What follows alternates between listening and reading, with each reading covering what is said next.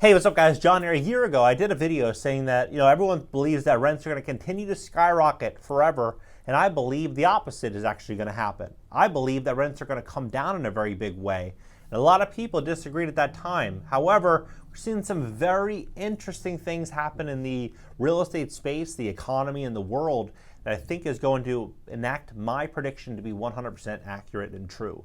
Now, first and foremost, I saw this article today. I thought it was very interesting. It says landlords don't have to disclose utility bill cost in rental listings. Here's why that should change.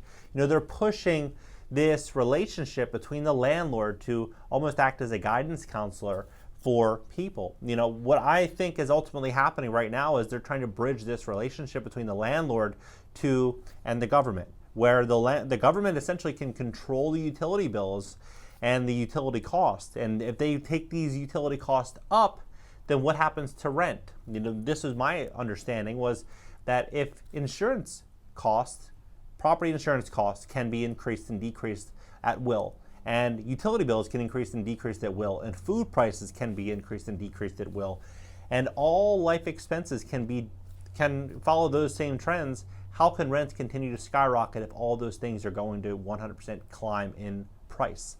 And so that was my thesis overall, was that I believe we're going to see utility bills skyrocket to where someone would go from paying, $80 or $90 a month for an electric bill on a one-bedroom apartment to spending $500 per month. And if that happens, and the gas bill picks up as well, and how can a traditional apartment that was renting for $1,500 per month with traditional $200 utilities, their tenants all in at $1,700, how can they still charge $1,500 if the tenant's paying $1,000 in utilities? They can't. Won't happen, right? And so what I believe is very likely to happen is that I think that there's going to be two scenarios. One is that rents are likely going to come down, and two is that landlords are going to push more for a co-living type of environment, a co-living ecosystem where there's 2 or 3 tenants inside of a single unit. And these 2 or 3 tenants, they may pitch in $600 or $700 or $800 each, and they do like a dorm room, a dorm room style living. That's what I think is ultimately going to happen. That's what I thought was going to happen with, I think these Wall Street firms, these institutional investors, they're going out there buying thousands of single family homes all throughout the country. That's what they're going to do. They're going to utilize technology in a way, in a fashion in which they're going to be able to hedge risk on vacancies. If one tenant moves out of a single family house, it's 100% vacant. If they can have 6 tenants inside of a single family house with 2 tenants per bedroom in a 3-bed, 2-bath house, what does this mean? If they can charge $600, they pull $1,200 per room, $3,600 per month, but they're spreading out their risk. They're almost never going to be 100% vacant. What is this going to mean? They're going to be able to build in much more profit on these investments, right? And so we're now seeing this unique transition with existing home sales. They fell in April to the lowest level since the start of the pandemic. Sales of previously owned homes in April fell to the lowest pace since the pandemic started, according to the National Association of Realtors. Existing home sales declined 2.4% compared to March, to a seasonally adjusted annualized rate of 5.61 million units. The group said sales were 5.9% lower than April 2021. That is the slowest rate since June of 2020, which was artificially slow since the economy was struggling with sweeping shutdowns due to the pandemic. The count represents closings during the month, so it reflects contracts likely signed in February and March when mortgage rates were rising. The average rate on a 30-year fixed rate started at 3.66% and ended in March 4.78%, according to a Mortgage News Daily. It is now hovering at around 5.45%. Now, what I also find very fascinating, what I think is going to be unique here, is that over the last couple of years, we saw so many buyers, residential buyers going out there securing adjustable rate mortgages because they're thinking, hey, I'm going to get this great rate. I'm going to save half a point getting a 5-year, arm on this adjustable. I'm going to go out there and get this. And then what's going to happen is 2-3 years, our rate's going to be at 2%. Probably not. Probably going to be much higher than they are today.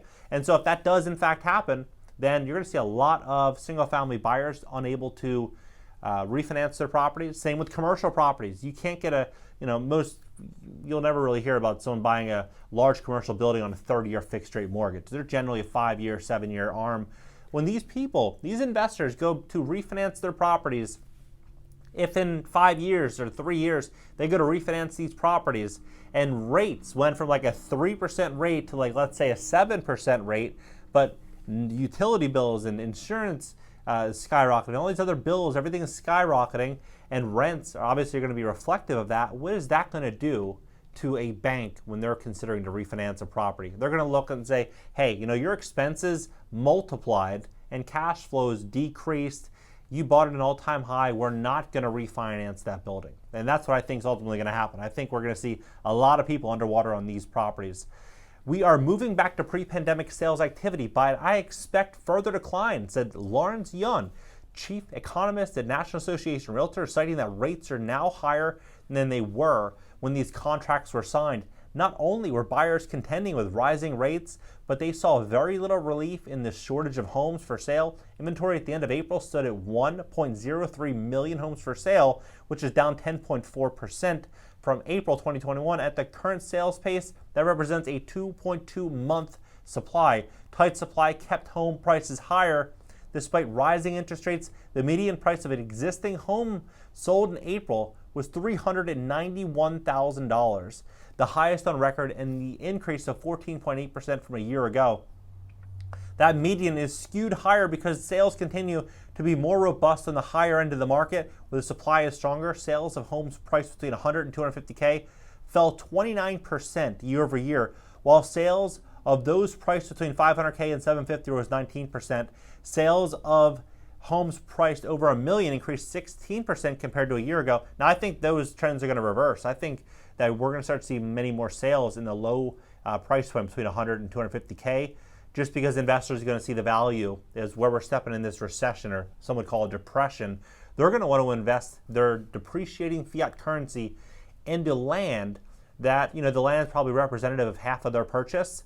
And then they end up getting the structure of the property basically for free, because now everything is so expensive to build. They're able to buy the land for cheap. They're able to buy the property that already has a pre-existing structure on it, and they're able to control their rental costs. If they need to bring their rents down, they can. If they can bring them up, they will. There's more flexibility. When you're looking at a $500,000 or $700,000 property or $1 million property, you're going to see a lot of people start pulling back away from those products as interest rates start to soar and confidence really falls with consumers. Sales continue to be swift, with the average home sitting on the market just 17 days before going on a contract. The all-cash sale remained high at 25% of all sales. Investors made up 17% of sales, and first-time buyers up just 28%. Historically, first-time buyers generally make up about 40% of the market. The number of households interested in becoming homeowners remains high despite waning confidence that now is a good time to buy. This is especially true among younger home shoppers who are likely to be first-time buyers and are struggling to save for a down payment as rents continue to hit records, said Daniel Hale, chief economist at Realtor.com. At the same time, sellers' expectations for higher down payments seem to be rising, fueled by a still competitive housing market and repeat buyers with relatively more equity at their disposal. You give that time, that's all going to change. We're seeing slowly but surely what's happening in the stock market, crypto market, real estate market, auto loan industry, consumer debts through the roof. There's more fear in this market now than we've seen in a very, very long time. And I really believe that we're going to start to see a very, very big shift in the housing market. What do you think about all this?